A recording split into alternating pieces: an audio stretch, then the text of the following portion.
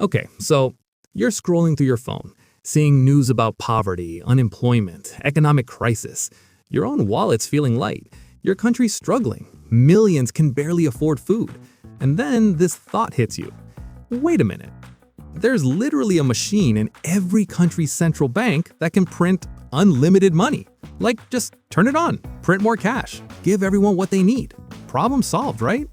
I mean, it sounds almost offensively simple, like discovering the cheat code to life, you know? And you're probably thinking, if it's that easy, why isn't every government doing this? Are they stupid? Are they evil? What am I missing? Hold that thought, because I'm about to tell you stories so insane, so catastrophic, that they'll completely change how you understand money forever. So basically, several countries actually tried this brilliant idea. And what happened next? Well, it was so nightmarish that people were literally burning cash to stay warm because it was cheaper than buying firewood. Parents were wallpapering their children's rooms with money because wallpaper costs more. This isn't fiction, this is history. And honestly, it's absolutely terrifying. The simple bread story that explains everything. But before we dive into the horror stories, let's strip away all the complicated economic jargon and talk about something everyone understands: bread. So imagine a small town, right? 5 friends live there: Bob, John, Alex, Jack, and Tony. There's one bakery. Each friend has exactly $5 in their pocket. The bakery baked exactly 5 loaves of fresh bread this morning, and each loaf costs $5. Perfect equilibrium, yeah? Everyone walks in, buys their loaf, goes home happy. The system works. Now, let's say the mayor of this town has a brilliant idea. Everyone's struggling. I know, let's print more money. So overnight, he prints extra cash and gives everyone an additional $5. Morning comes, Bob wakes up, checks his wallet, and sees $10. He's excited. He feels richer. John, Alex, Jack, and Tony all feel the same way. They're thinking, finally, I can buy 2 loaves today. Here's where human psychology kicks in. Everyone rushes to the bakery with their $10, eager to buy more bread. But the baker looks at his shelf and counts 1, 2, 3, 4, 5. Still only 5 loaves. I mean, he can't magically create more bread just because people have more money, right? Wheat takes time to grow. Baking takes time. There are still only 5 loaves. Now the baker sees something interesting. 5 people, $10 each, all competing for 5 loaves of bread. The baker isn't evil, he's just human. He's running a business, and he thinks, wow, everyone's got more money now. They're willing to pay more. If I keep the price at $10, there will be chaos, people fighting over who gets bread. But if I raise the price to $10, I'll make more money and solve the shortage problem. So he changes the price tag, $10 per loaf. End result? Bob, John, Alex, Jack, and Tony each buy 1 loaf of bread, exactly like before. Except now they've spent $10 instead of 5. Are they richer? No. They got the same amount of bread, but paid double. But wait, you're thinking, at least the baker is richer now, right? He made $50 instead of 25. That's where the story gets really interesting. The domino effect nobody sees coming. So the baker now has $50 in his pocket. He's thrilled. I made so much money. Tomorrow I'll bake 10 loaves instead of 5 and make even more.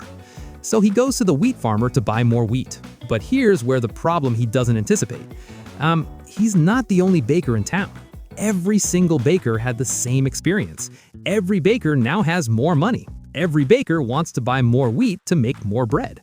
They all show up at the wheat farmer's door waving their cash around. I'll take 20 pounds of wheat. No, I'll take 30. I'll pay extra for faster delivery. Then the farmer scratches his head. Yesterday, wheat was $2 a pound and he had exactly enough buyers. Today, everyone's got double the money and wants double the wheat. But he can't grow wheat faster. He can't magically expand his fields overnight. Wheat takes months to grow, you know? His supply is fixed. So what does the farmer do? Exactly what the baker did. He raises his prices. Wheat is now $4 per pound. The baker goes back to his shop, does the math, and realizes his costs just doubled. If he wants to maintain his profit, he can't sell bread at $10 anymore. He raises it to $15, then $20. The cycle continues, round and round, prices climbing higher and higher, and nobody, not the buyers, not the baker, not the farmer, is actually any richer. The money didn't create more bread. It just changed the numbers on the price tags. That's inflation in its purest, simplest form. Okay, you're thinking, that's a cute story, but that's just theory, right? Surely no actual government would be dumb enough to try this. Oh, my friend. Sit down. Let me tell you about the real-world nightmares. Germany, 1923. The wheelbarrow horror. So, after World War I, Germany was absolutely destroyed. Cities in ruins, factories bombed, economy shattered. And then, the winners of the war, France, Britain, the US, handed Germany a bill. You started this war, you owe us 132 billion gold marks. Pay up. Germany looked at its empty treasury and panicked. Like, how do you pay an impossible debt with money you don't have? Someone had a brilliant idea. Let's just print the money we need. At first, it seemed to work. Bills were getting paid, reparations were being sent, government employees got their salaries, everything seemed fine. But then, prices started creeping up. A loaf of bread that cost 1 mark in 1921 cost 4 marks in early 1922. Annoying, but manageable, right? Then 20 marks in mid-1922. Concerning. Then 100 marks, 400 marks, 1,000 marks. By January 1923, that same loaf of bread cost 250 marks. Summer, 10,000 marks. People were confused, but kept going. Then it went exponential. By November 1923, just 10 months later, that one loaf of bread cost 200 billion marks. Let me repeat that. 200,000,000,000 marks for one loaf of bread. Prices weren't rising by the day anymore. They were rising by the hour. Workers demanded to be paid twice a day, once in the morning, once at lunch, because by afternoon, their morning wages couldn't buy a coffee. People would rush to spend money the instant they got it, because in 2 hours, it would be worth half as much. Women used to take wheelbarrows full of cash to the market, not carts. Wheelbarrows, actual construction wheelbarrows piled high with paper money just to buy groceries. There's a famous photo from that time. A woman is using stacks of German marks to fuel her fireplace. Burning money was cheaper than buying firewood. Children built towers of money stacks like toy blocks. Why not? The paper was worthless. A lifetime of savings. Money that could have bought a house, paid for education, secured a family's future was suddenly worth less than a newspaper. Grandparents who saved for decades to leave an inheritance to their grandchildren watched their entire life's work evaporate in months. The psychological damage was devastating.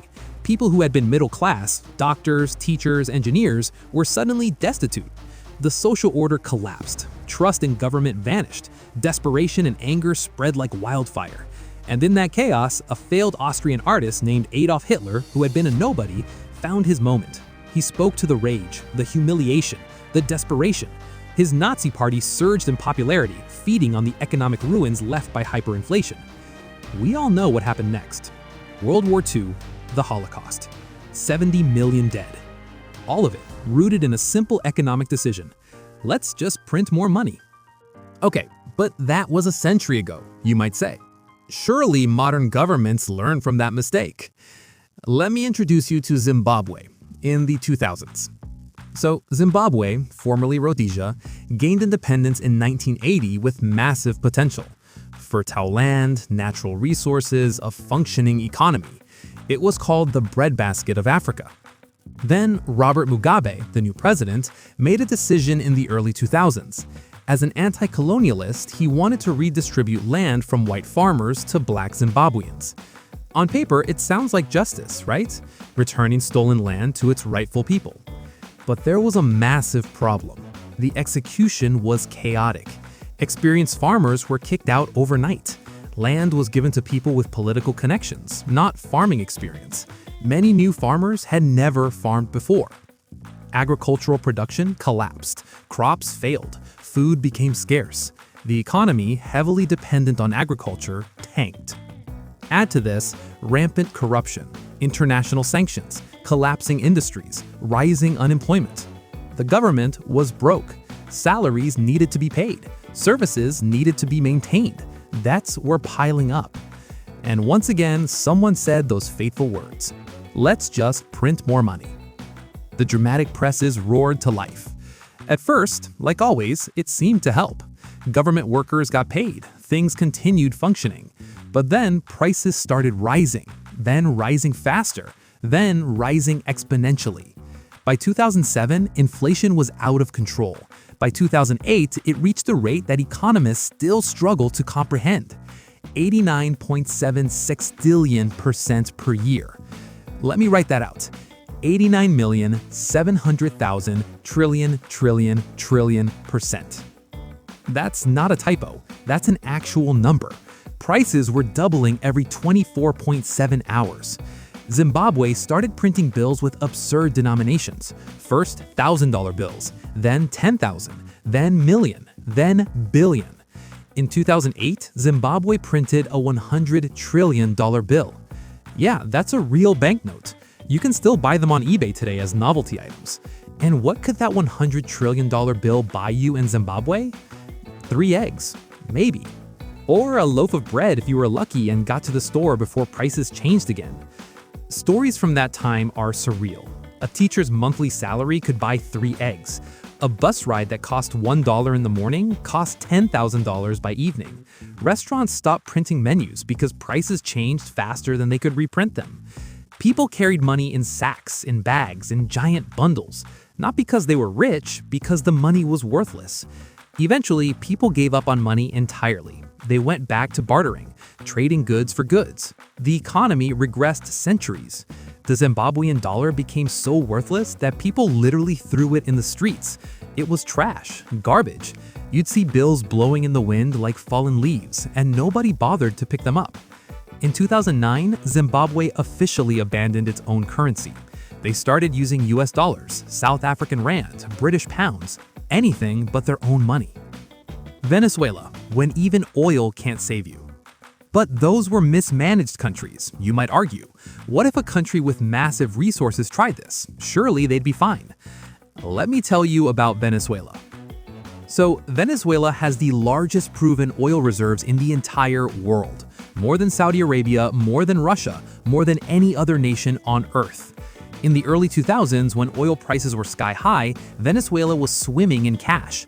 The socialist government under Hugo Chavez used this money to fund massive social programs, free healthcare, cheap food, subsidized everything. The people loved it. Venezuela was being called a success story. But here's what they didn't do. Diversify the economy, build factories, develop industries, invest in long-term infrastructure. They put all their eggs in one basket: oil. Then, in 2008, oil prices crashed. Venezuela's income plummeted, but the government couldn't just cut the social programs. That would cause riots, revolutions. They'd lose power. So they did what desperate governments do. They printed money to keep the subsidies flowing. By 2016, hyperinflation had begun. By 2018, it was a full catastrophe. Inflation peaked at over 1,000,000% in 2018. Some economists estimate it reached over 10,000,000% in 2019. A cup of coffee that cost 450 bolivars in 2016 cost 1 million bolivars in 2018, then 2 million, then 10 million. Salaries became meaningless. A doctor's monthly paycheck could buy maybe a kilogram of cheese, maybe. People started losing weight, not by choice, but because they couldn't afford food. The average Venezuelan lost 24 pounds in 1 year due to hunger. A country with more oil than Saudi Arabia had citizens eating from garbage cans.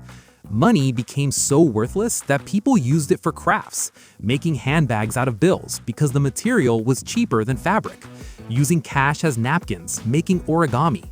Millions fled the country, one of the largest migration crises in modern history. Over 7 million Venezuelans left, seeking survival elsewhere. And the oil? Still in the ground, still valuable, but worthless when your currency is destroyed. So, Hungary in 1946 holds the record for the worst hyperinflation in history. Prices doubled every 15 hours. They printed a banknote worth 100 quintillion pengo. That's 100 million trillion. Yugoslavia in the 1990s saw inflation of 313 million%. Argentina has experienced hyperinflation multiple times. The pattern is always the same. Economic crisis hits. Government prints money as a solution. Prices rise. Government prints more money to compensate. Prices rise faster. The cycle accelerates until total collapse. Fine, but why not just print money for foreign debt? Okay, so you're smart. You're thinking, all right, don't give it to citizens, just print money to pay foreign debt. Nobody will know. Except everyone will know. Here's why. When you print money, it increases your total money supply, right? Currency monitors this in real time. Economic reports are published. International banks watch your central bank's balance sheets. Foreign creditors aren't idiots. They see your money supply increasing. They watch your currency's value dropping on forex markets. If you try to pay them with freshly printed money that's worth 30% less than when you borrowed it, they'll refuse. Or they'll demand payment in a stable currency, like dollars or euros. Your credit rating tanks. International lenders stop trusting you. Trade partners demand payment upfront instead of credit. Your currency becomes isolated. It's like trying to pay your mortgage with monopoly money and hoping the bank won't notice. They'll notice, and they'll foreclose. So what's the real solution? Okay, so here's the truth nobody wants to hear because it's not quick, easy, or exciting. You have to create actual value. Not paper, not digital numbers, real, tangible value. Invest heavily in education. Create a skilled workforce that can innovate and build. Build infrastructure, roads, ports, power grids, internet, so businesses can operate efficiently. Support technology and research. Become a hub for innovation. Help industries grow, manufacturing, agriculture, services, so they create jobs and produce goods. Manage resources wisely. Don't depend on one industry like oil or tourism. When you increase real production, actual goods and services, then you can print money to match that production without causing inflation. It's like the bread example, right? If the baker finds a way to bake 10 loaves instead of 5, then giving people more money makes sense. There's more bread to buy. Look at Japan after World War II. Absolutely devastated. Cities leveled, economy destroyed. What did? They didn't print money. They rebuilt, focused on manufacturing, invested in education, created quality products, built industries. Today, Japan is the world's 4th largest economy. South Korea was one of the poorest countries in the world in the 1960s, poorer than many African nations actually. What did? They invested in education, built tech industries, supported companies like Samsung and Hyundai. They created value. Today, South Korea is a wealthy, advanced nation. Singapore was a tiny island with no natural resources. What did? They became a financial and trade hub, invested in education and infrastructure, built a pro-business environment. Today, Singapore has one of the highest GDPs per capita in the world. None of them printed their way to wealth. They built their way to wealth. The hard truth about money. Here's what school doesn't teach you. Money's just paper with a promise printed on it. The promise says, this piece of paper represents real value in our economy. The moment you print money without creating actual value, you break that promise. The paper becomes a lie.